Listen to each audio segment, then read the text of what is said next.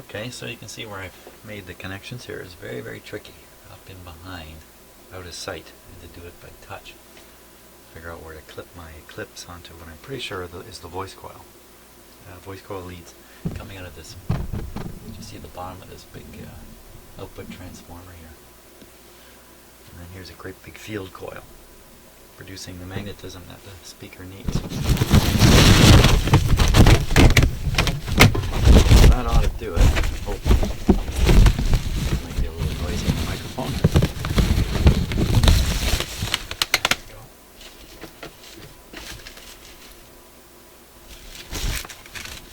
Okay.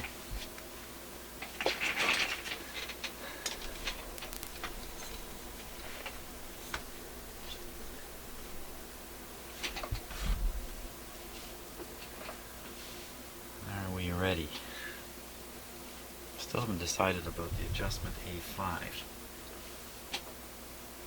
You know what, maybe we should start with the assumption that the radio is aligned just fine, the IF is fine, and the problem is A5 isn't quite adjusted right. So, I was supposed to feed in the IF signal using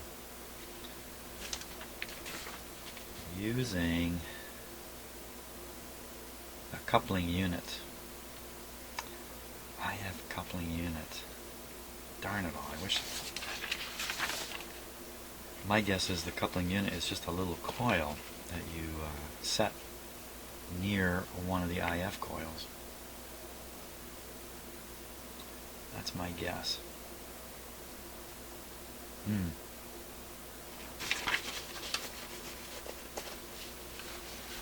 Well, let's try some stuff like that. Wow, it would have to be pretty powerful. Let me take the antenna off here. Well, we'll try a few things. See if we can get the IF to come in. I don't even know what the IF frequency is for sure yet. It's supposed to be 460, but I don't know what the radio is actually tuned to. Everything looks good for a startup.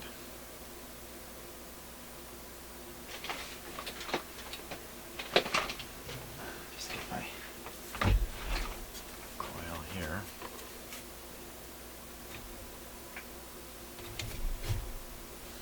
I'll hook up my signal generator to that.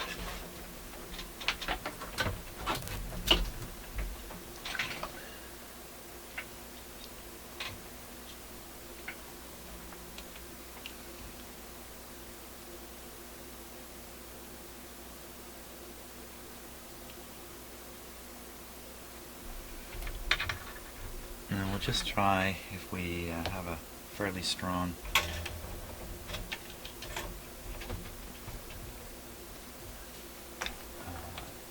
IF signal coming out of my signal generator into this coil. It might be enough. No, it's just a few inches away from the radio. We'll see. We'll see what happens.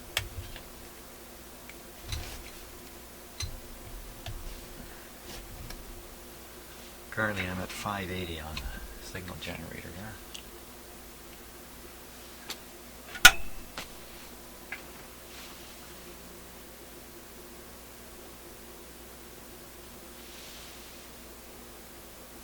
Okay, volume down.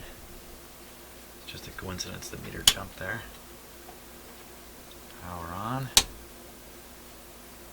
Didn't plug it. It's not plugged in.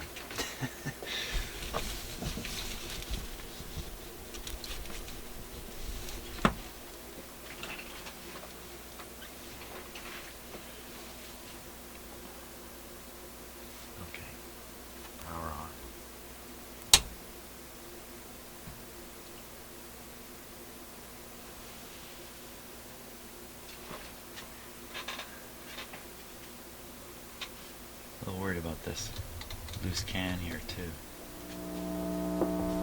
Ooh.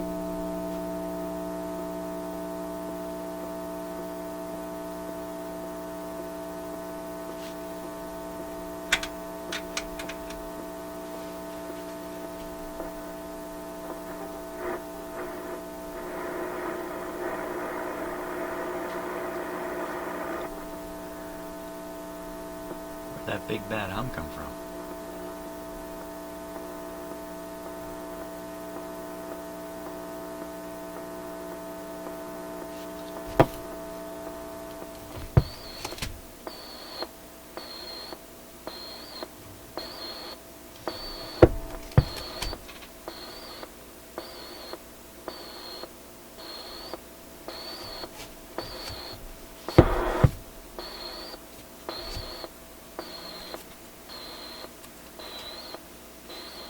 Okay, so that sound you hear is actually the power supply in my office computer 20 feet from here.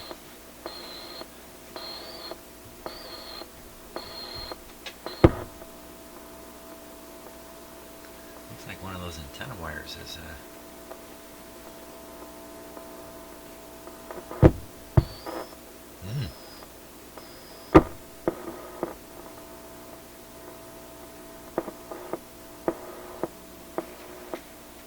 we need to take a look at that. Switch it off.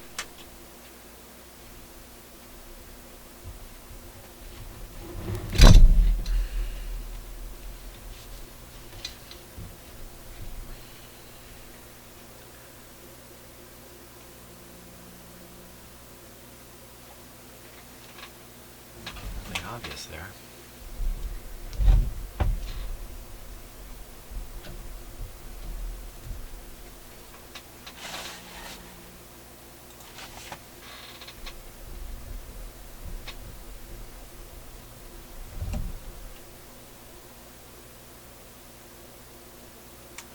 Ooh. Goes that blue wire with the knot is what we're interested in. It goes right up into one of the cans.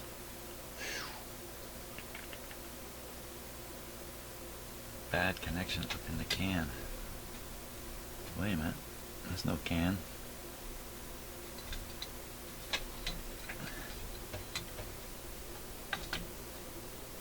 Oh, you know what that is? That's going right up.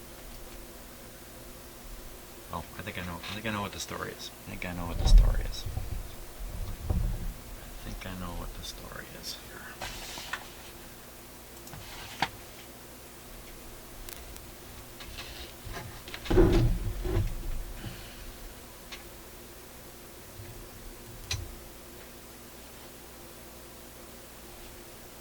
Well, I think I don't know what the story is.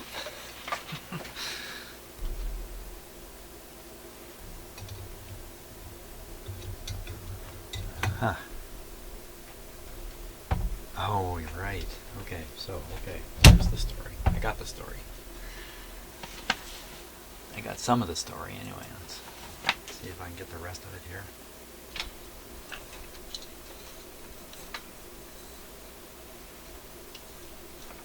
So, down here is the blue wire. Here's up there.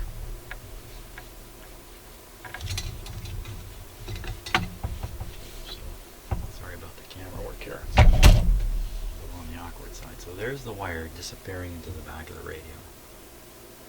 And it just comes right up through that hole there. And from there, it's just scooting along. Scooting along all the way to the volume control. Yes, in fact, the volume control is right on the antenna, which is a very early style.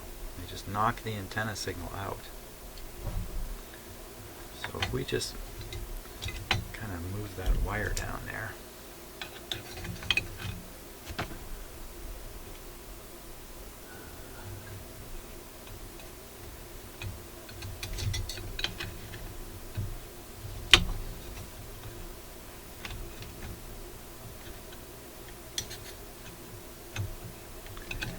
Really hook it around here.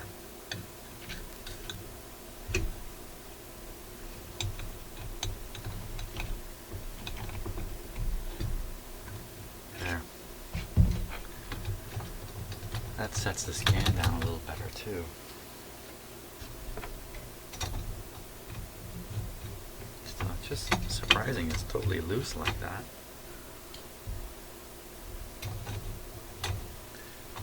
These cans make a big difference if they're grounded or not. Normally they're grounded, but you never know. Okay. Enough for now. Let's get back to what we were trying to do here.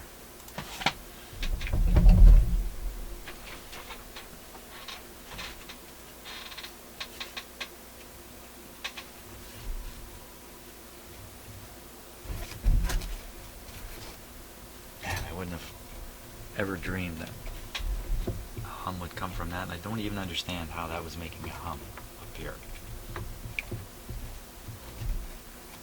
Okay. mystery to me. It's an insulated wire, so who cares if it's running under that can, unless the can itself, this tube can, was grounding and ungrounding. Now we'll move it around and see what happens. Okay, put everything back to normal now. Am I back to normal? Okay. Volume is down.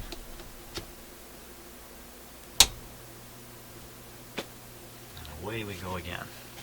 Let's get this away from that. Rectifier tubes tend to get a little hot. This foam wouldn't take much to melt this foam. Hey.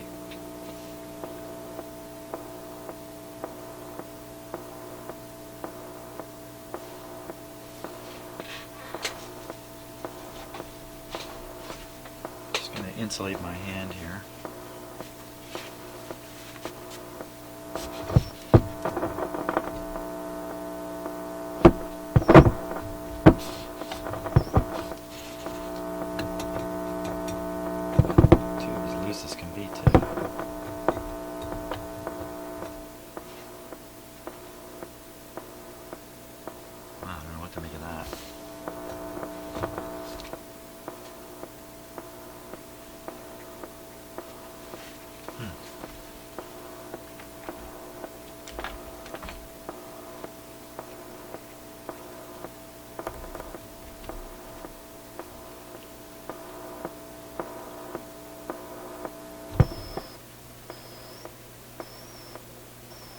That sounds a little better, doesn't it?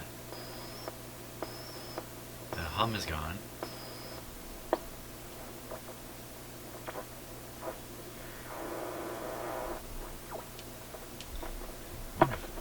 It's a bigger problem than you might have thought.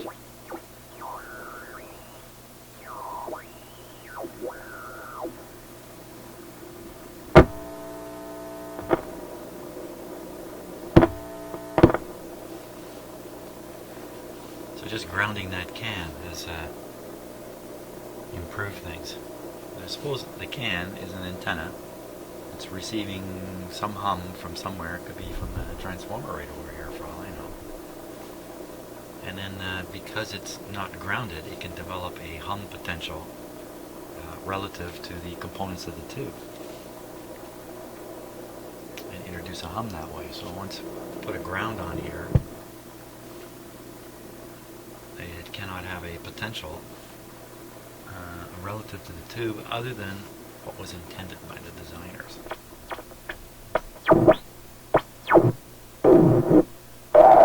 Wow.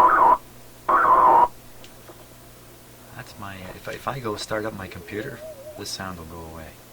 In fact...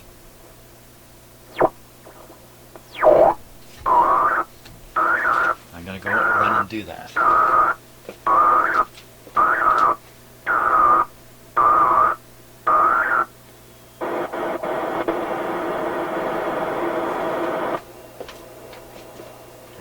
Computer is now booting up in my office. Isn't that something, eh?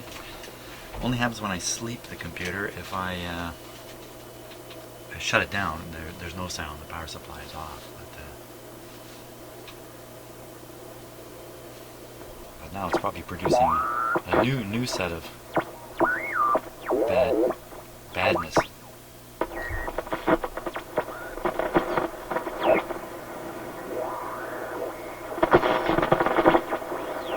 Sensitive.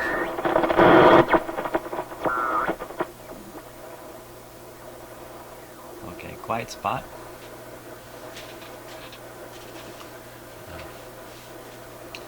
So I'll try to fire a signal generator signal into it.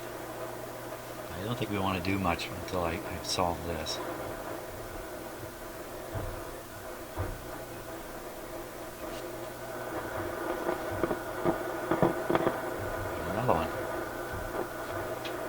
Has a ground wire on it. The 257 tubes.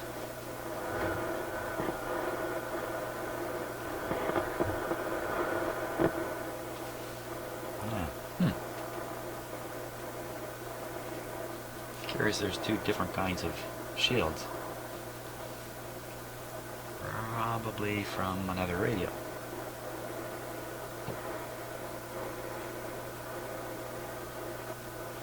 Okay, let's fiddle around here. 640. No, 460. I think 450 kilohertz. Signal's up pretty high coming out of my generator.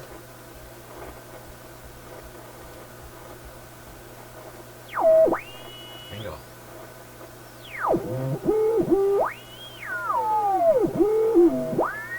Pretty darn close.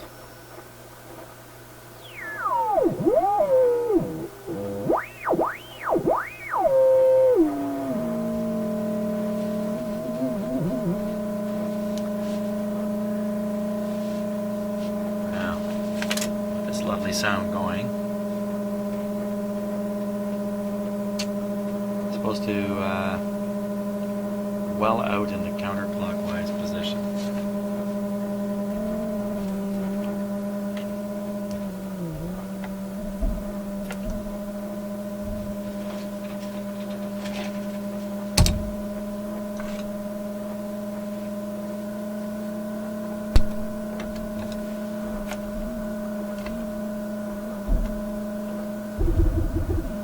It's all these.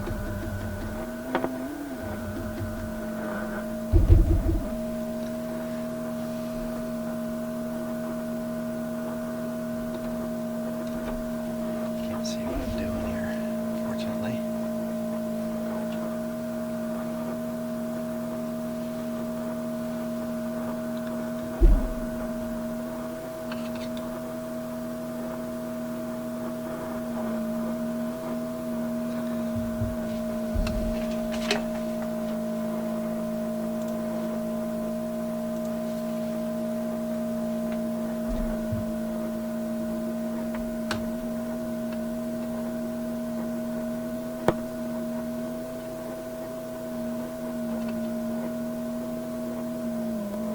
There it is.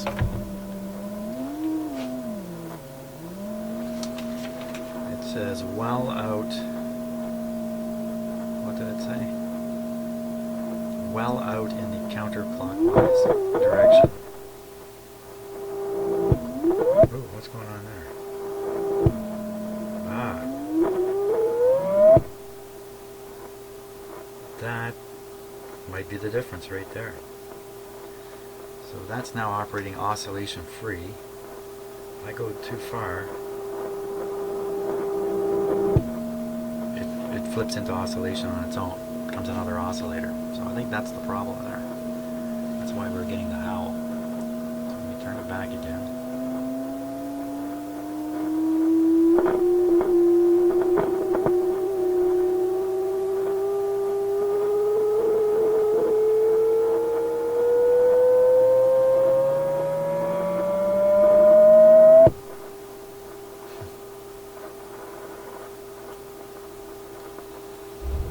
Well, it doesn't qualify as well out, but it's out enough that there's no oscillation going on.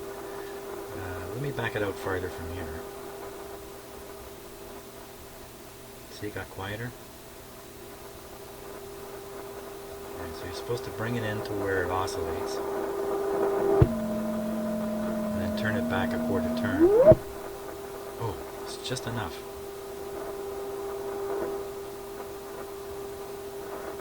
Okay, leave it like that.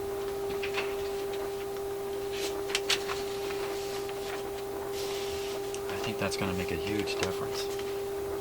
Now, next deal is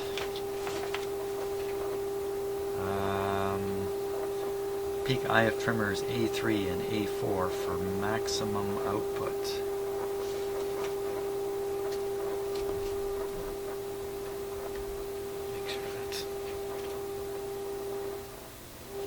Meter's not showing anything now.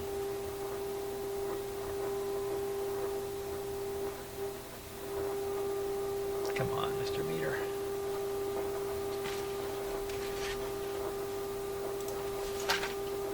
It's just stuck there.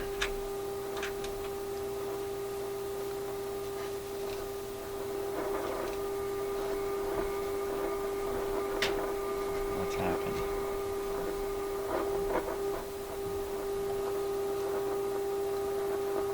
You know, this is on the 10-volt scale. It's reading 2 volts. That doesn't sound very correct either.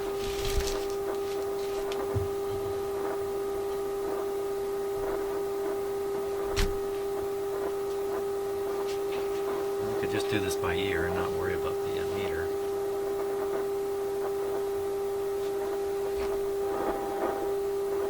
Oh, I moved a tiny amount. Oh yeah.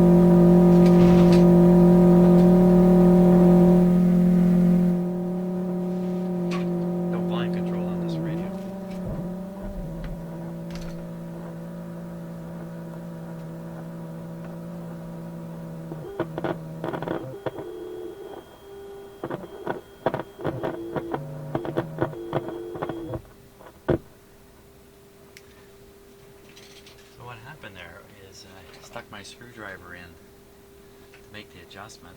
I saw a little spark, me shorting out something. Little tiny, looked to me like one of those radio frequency type sparks. And went into oscillation. Let me turn my volumes up here again.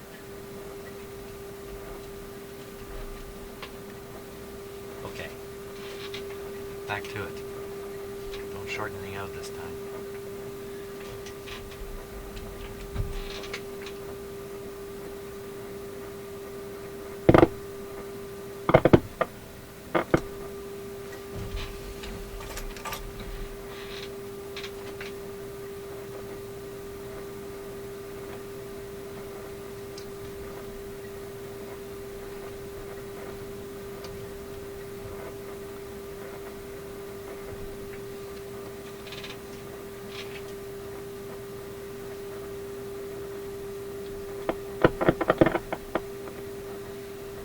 Okay, I think I'm kind of ready.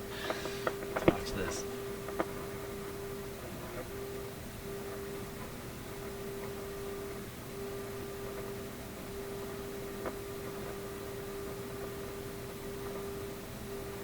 Still curious about why this meter reads so high when there appears to be nothing there. Well, that was tuned just fine. Fine at 458. Try the other one here.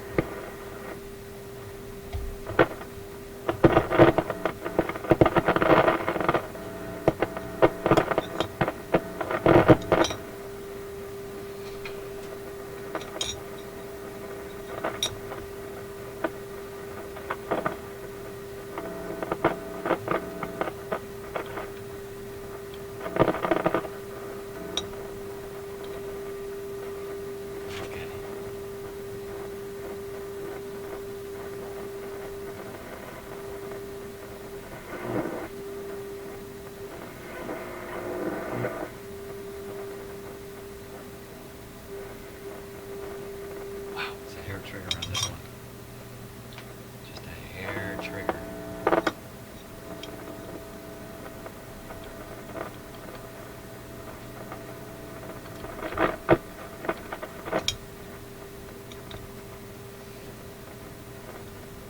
This meter's not doing me any good.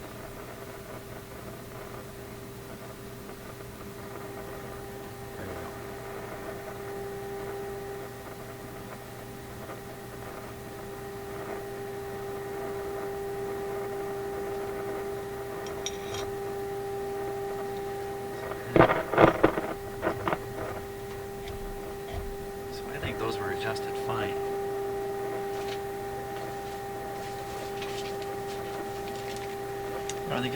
adjusted fine, except the A5 is turned up too high.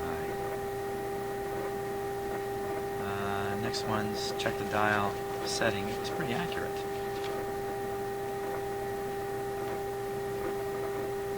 Tweak a signal possible. Tuning is 1500.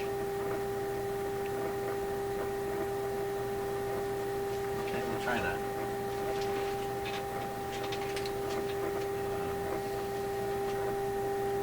You know what? Maybe we won't try that. What I'm going to do is solve this grounding issue on this can.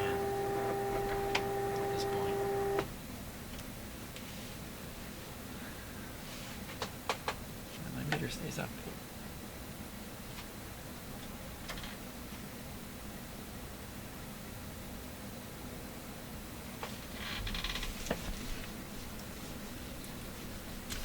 Huh. Have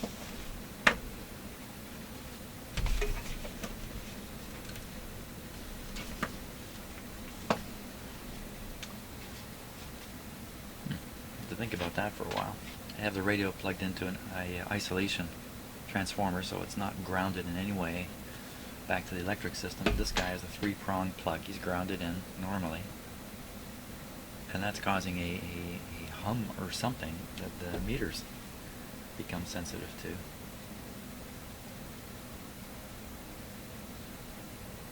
Let me try one more thing here.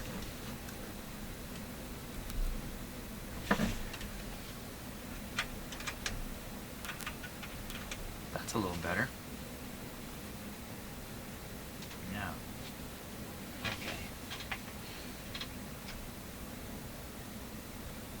Now there's only about 4 volts instead of 40 volts. So, yeah, that's what it was. Okay, enough fiddling around. Let's see if we can't fix this can problem here.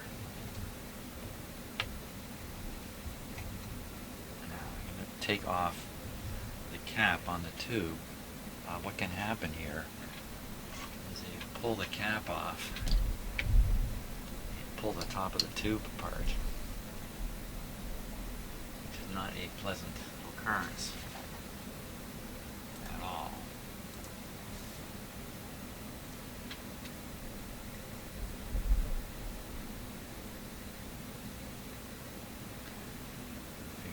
Twist it, anything you do can tend to break free the cap that's right on the tube itself. So what I want to do is I want to do a little bit of wedging between the tube cap. Yeah, it's coming off, no problem. That was no big deal. But it is a big deal when you make a mistake and end up having this cap break free. So we'll take this tube liner out.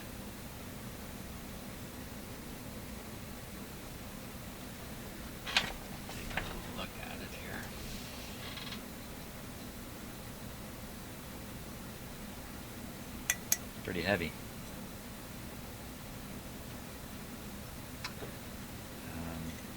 That looks like perhaps that's an old solder spot there. I don't think so. So a couple things we could do here. If there's enough clearance, I can put a little screw through one of these holes. Have the wire come down.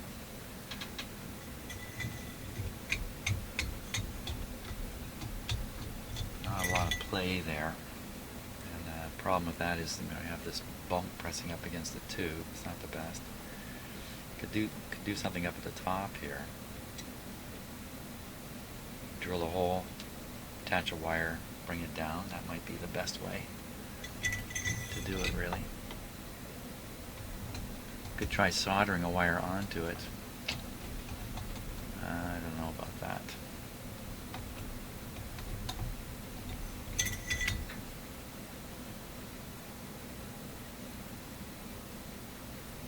Drill it, put a screw in.